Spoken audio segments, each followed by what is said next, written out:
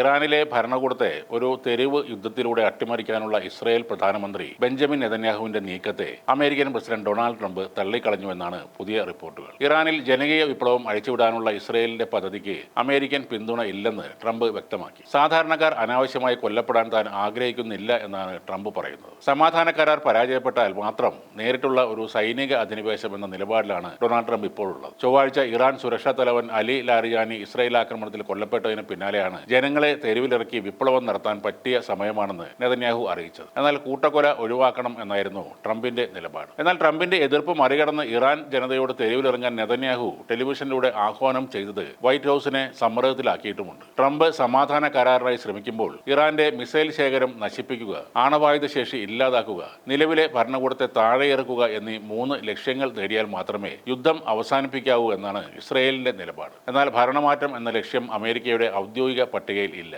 അതിനിടെ അമേരിക്ക മുന്നോട്ട് വെച്ച 15 സമാധാന കരാർ ഇറാൻ തള്ളിക്കളഞ്ഞു. ഗൾഫിലെ അമേരിക്കൻ സൈനിക താവളങ്ങൾ മാറ്റണമെന്നും യുദ്ധ നഷ്ടപരിഹാരം നൽകണമെന്നുമാണ് ഇറാന്റെ ആവശ്യം. കൂടാതെ ഹോർമുസ് കടലിടുക്കിന്റെ സമ്പൂർണ്ണ നിയന്ത്രണം തങ്ങൾക്ക് വേണമെന്നും ഇറാൻ ആവശ്യപ്പെടുന്നു. ഹോർമുസ് കടലിടുക്കിന്റെ പൂർണ്ണ നിയന്ത്രണം വേണമെന്ന് ഇറാന്റെ ആവശ്യം ആഗോള എണ്ണ വിപണിയെ നേരിട്ട് ബാധിക്കുന്ന ഒരു വിഷയമാണ്. ലോകത്തിലെ എണ്ണ വ്യാപാരത്തിന്റെ 1/5 നടക്കുന്നത് ഈ പാതയിലൂടെയാണ്. ഈ ആവശ്യത്തെ സൗദി അറേബ്യയും UAE-യും വളരെ കടുത്ത ഭാഷയിൽ എതിർക്കുകയാണ്. ഡൊണാൾഡ് ട്രംപ് ഏത് നിമിഷവും ഇറാനുമായി ഒരു ധാരണയിൽ എത്തിയേക്കാം എന്ന ഭയം ഇപ്പോൾ ഇസ്രയേലിനുണ്ട്. അമേരിക്ക ചർച്ചകളിലൂടെ യുദ്ധം അവസാനിപ്പിക്കാനാണ് ഇപ്പോൾ ഇറാനോട് ആവശ്യപ്പെടുന്നത്. ഈജിപ്ത്, തുർക്കി, പാകിസ്ഥാൻ എന്നീ രാജ്യങ്ങൾ വഴിയാണ് ഈ ആശയവിനിമയം നടക്കുന്നത്. എന്നാൽ ഈ യുദ്ധം തന്നെ തുടങ്ങിവെച്ച ഇസ്രയേൽ അത് ഒട്ടും ആഗ്രഹിക്കുന്നില്ല. ഇറാന്റെ ആണവശേഷി പൂർണ്ണമായും ഇല്ലാതാക്കുക, മിസൈലുകൾ നശിപ്പിക്കുക, ഭരണം മാറുക എന്നിവയാണ് അവരുടെ ആവശ്യങ്ങൾ. ഇസ്രായേലിന്റെ എല്ലാ ഭാഗത്തേക്കും എത്തുന്ന ഇറാന്റെ ബാലിസ്റ്റിക് മിസൈലുകളാണ് നെതന്യാഹുവിന്റെ ഏറ്റവും വലിയ തലവേദന. അതിനിടെ അമേരിക്കയുടെ കരുത്തുറ്റ യുദ്ധവിമാനമായ F-18 വെടിവെച്ചിട്ടെന്നാണ് ഇറാൻ ഉയർത്തുന്ന അവകാശവാദം. തെക്ക് കിഴക്കൻ ഇറാനിലെ ചബഹർ മേഖലയ്ക്ക് മുകളിൽ വെച്ച് തദ്ദേശീയമായി വികസിപ്പിച്ച നൂതന വ്യോമ പ്രതിരോധ സംവിധാനം ഉപയോഗിച്ചാണ്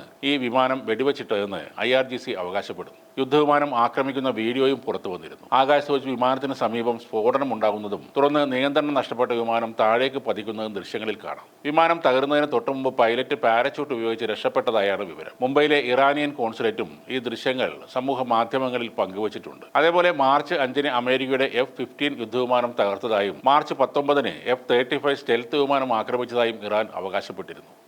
എന്നാൽ ഈ അവകാശവാദങ്ങളെല്ലാം അമേരിക്ക തള്ളിക്കളയുകയാണ്.